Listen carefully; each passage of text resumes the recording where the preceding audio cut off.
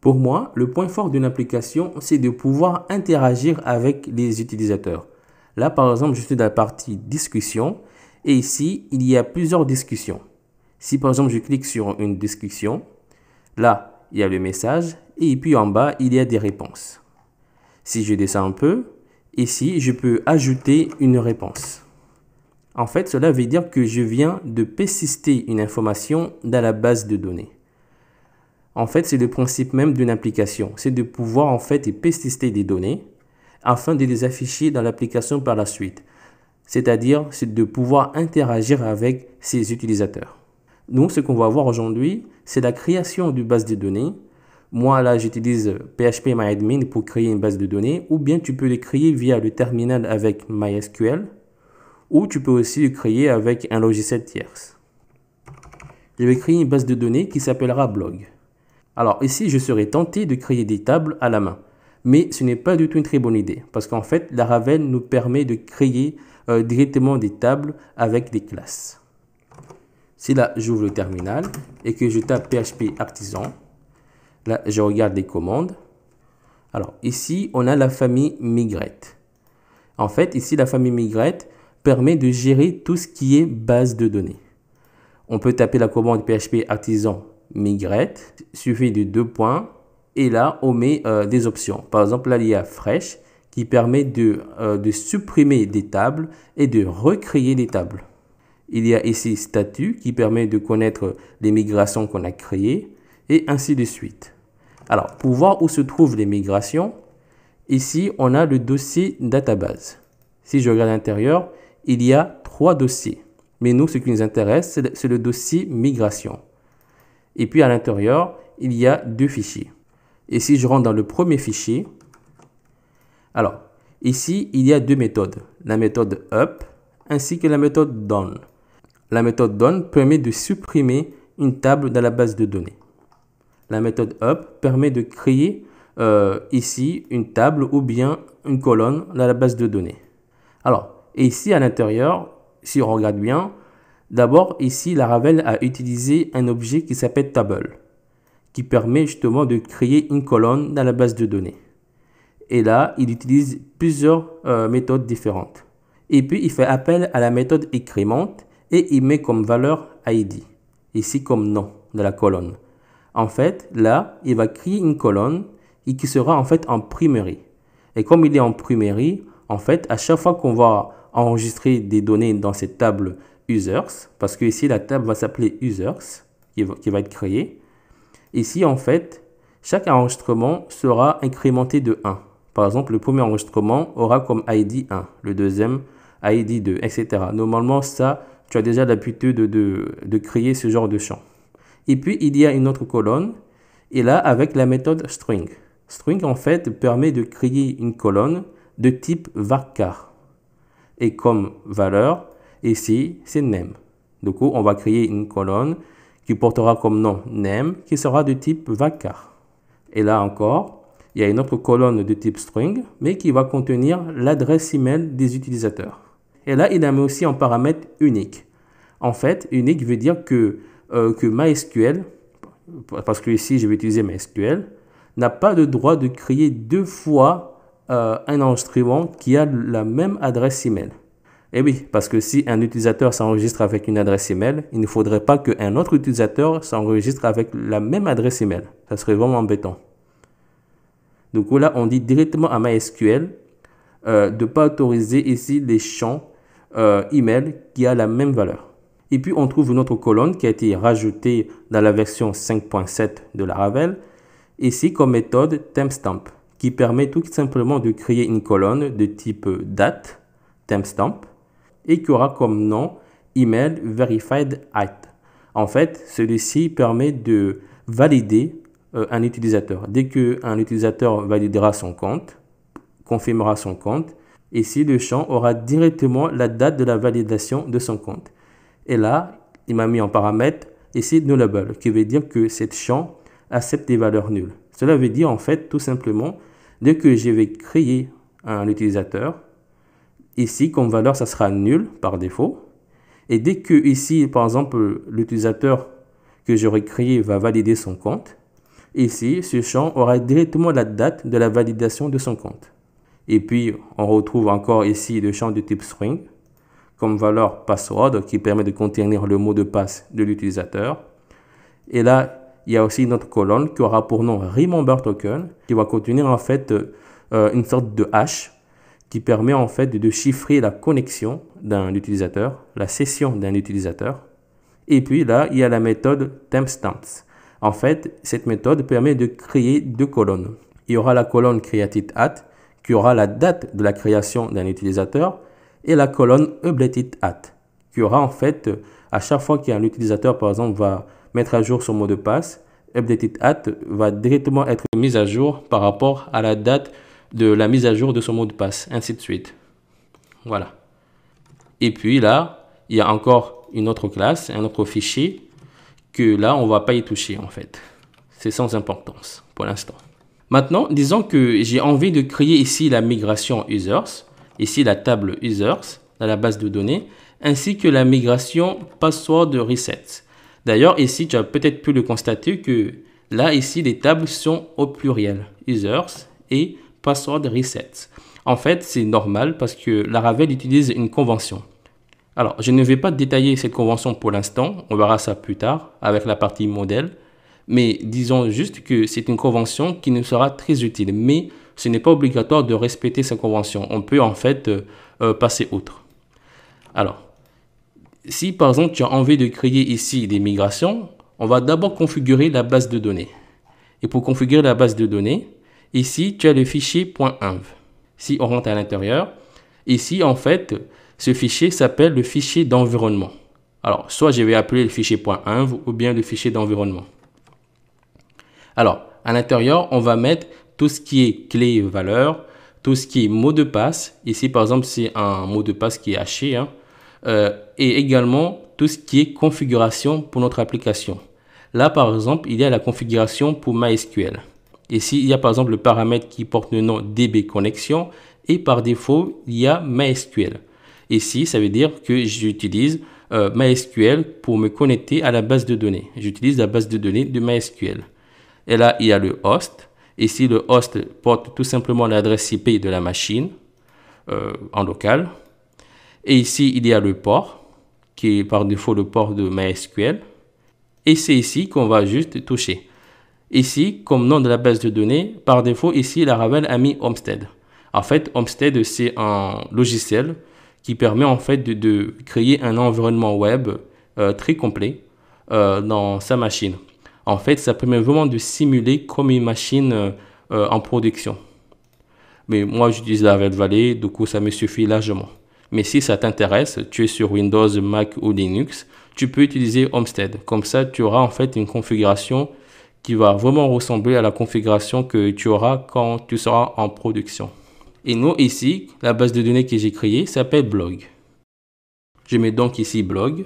Et là, on a des identifiants. D'abord, ici, il y a le nom d'utilisateur. Par défaut, également, c'est Homestead. Et ici, le mot de passe, c'est secret. Alors, normalement, si tu es MAMP, WAMP ou Laragon, ici, l'identifiant, c'est toujours root. Et après, le mot de passe, soit c'est root ou soit c'est nul. Si c'est nul, tu enlèves tout simplement ça et ça sera nul.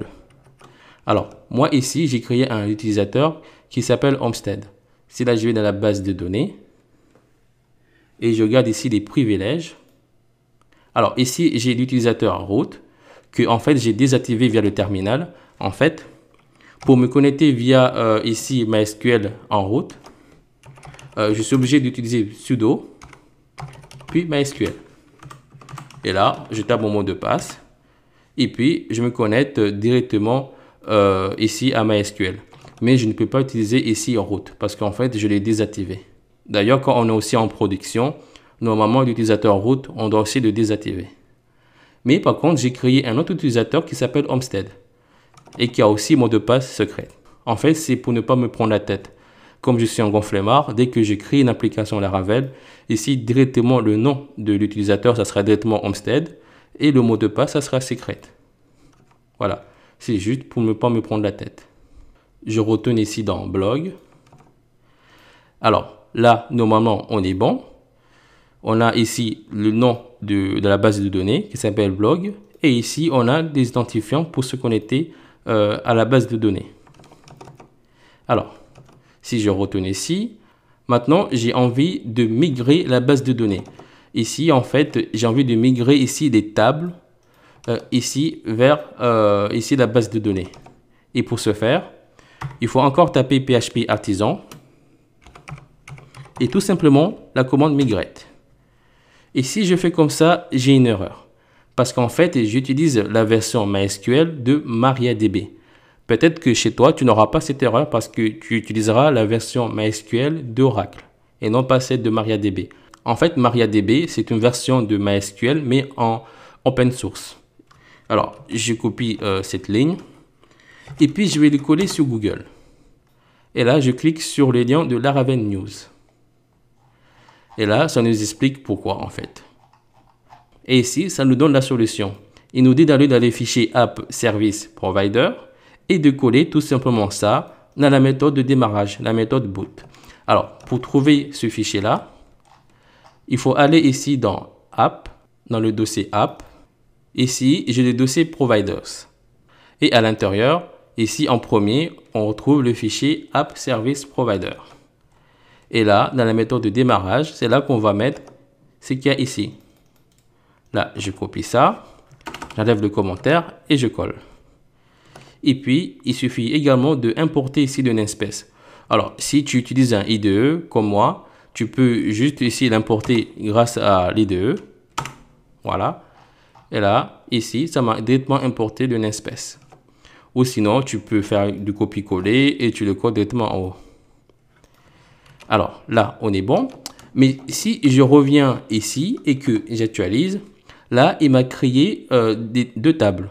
Il m'a créé une table qui a pour nom migration, qu'on ne va jamais toucher, et une autre table qui a pour nom users. Mais il ne m'a pas créé la table password reset, parce qu'en fait, il a eu une erreur lors de la création de cette table. Ici, par exemple, je refais encore PHP artisan migrate, ça ne marchera pas, parce que pour lui, ici, il a déjà créé la migration, et en plus, il y a encore cette erreur qui a été sauvegardée, on va dire, dans la mémoire cache.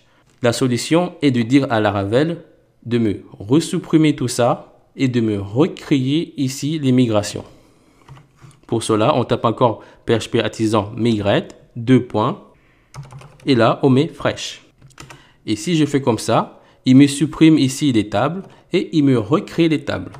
Là, si je réactualise, on retrouve encore ici la table migration et là, password resets et users.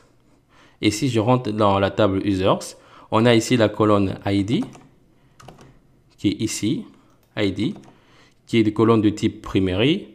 On a name, qu'on retrouve ici, email, email verified at, pour confirmer l'utilisateur, le mot de passe, et ici, remember token. Et ici, on retrouve ces deux colonnes, created at et updated at, qui ont été créées grâce ici à cette méthode timestamps. Maintenant, disons que j'ai créé plusieurs migrations et que j'ai envie de connaître ici les statuts, on va dire, des migrations. J'ai envie de connaître les migrations que j'ai créées. Là encore, il faut taper PHP artisan migrate. Et ici, on met 2 points statut. Et là, ça nous dit en fait les migrations qu'on a créées. Ici, on a 2 migrations qu'on n'a pas créées. En fait, que c'est Laravel qui a créé par défaut. Mais tu vas voir qu'au fur et à mesure du temps, ça sera rempli. Parce que en fait, si on vient ici et que on regarde en fait toutes les migrations qu'on a créées, ça risque d'être un peu illisible. Du coup, en fait, on regarde directement vers le terminal. Et là encore, tu trouveras qu'il y a aussi une convention à respecter. Quand on crée une migration, c'est-à-dire qu'on crée une table pour essayer de migrer par la suite à la base de données, là, on commence toujours par le mot create. Et puis, on met un underscore et puis le nom de la table. Ici, la table, c'est users. Et puis, on finit par table. Alors, si tu as envie de créer une migration, on tape PHP artisan, make. Make, si tu te rappelles, c'est la famille qui permet de créer des classes ainsi que des fichiers. Et ici, on a envie de créer une classe, un fichier de migration qui va permettre de migrer des choses, des enregistrements dans la base de données. Du coup, on utilise make. Et puis, on met en paramètre migration parce que j'ai envie de créer une migration. Et puis, on met create. Et disons, j'ai envie de créer des projets pour notre application. Par exemple, on aura des projets qu'on voudra en fait indexer dans notre application. Les mettre comme ça, on n'oublie pas. Ça sera comme une sorte de liste de tâches. Et puis, on met Table. Et là, si je clique sur Entrée, ici, tu auras toujours en fait la date des créations des fichiers qui commencent toujours en premier. Alors, si je regarde, là, il y a la migration qui a été créée. Et ici, Project. Alors, j'ai envie, par exemple, de rajouter ici des colonnes. Ici, on aura une colonne de type string et qui aura pour valeur name. Et ici, le name, ça sera en fait le titre du projet. En fait, il y a des conventions. Il y en a qui mettent title et il y en a qui mettent name. Et là, je vais encore créer une autre table. Et là, par contre, ça sera le type test. Et là, il m'a directement mis ici description. Du coup, en fait, ça sera, on va dire, la description du projet. Là, si par exemple, j'ai envie de migrer tout cela, je peux encore taper ici PHP Artisan migrate. Et là, si je retourne ici, j'actualise. Et là, on a la table, la migration projects. Si je regarde à l'intérieur, on retrouve ici l'ID, le name, la description et ici la date de création ainsi de mise à jour. Juste entre parenthèses, je l'ai dit tout à l'heure que ici les noms des migrations doivent toujours être au pluriel, comme ici projects, là users et l'autre password de reset. En fait, ici dans le dossier app, on a ici la Laravel nous a déjà créé un fichier qui a pour nom user.php. En fait, ici on appelle ça un modèle. Et le modèle en fait va représenter une table, une migration dans la base de données. Ici le modèle s'appelle user, donc oui, il va représenter ici la table users. Alors là c'est important parce que ici par défaut le modèle est au singulier, user. Et là c'est au pluriel. En fait, avec la Laravel, dès que par exemple je fais appel au modèle user, j'instancie le modèle user pour récupérer ici des informations dans la base de données, dans la table users. En fait, la Laravel va directement regarder une table qui a pour nom user, mais au pluriel, c'est-à-dire ici users. Mais ici, par exemple, ici, c'est seulement user, mais pas users. Il faudrait dire en fait ici au modèle de ne pas regarder la table qui a pour nom users, ou sinon il y aura en fait une erreur. Et pour lui dire en fait, on met toujours en fait un attribut qui s'appelle table. Ici c'est un attribut protégé. Et là on mettra ici user. Là je lui dis à la Laravel de regarder ici une table qui aura pour nom user et non pas users. Si j'ai envie de changer le comportement. Mais par défaut, il va toujours regarder la table qui a pour nom users. Là, du coup, j'enlève ça, on n'a pas besoin.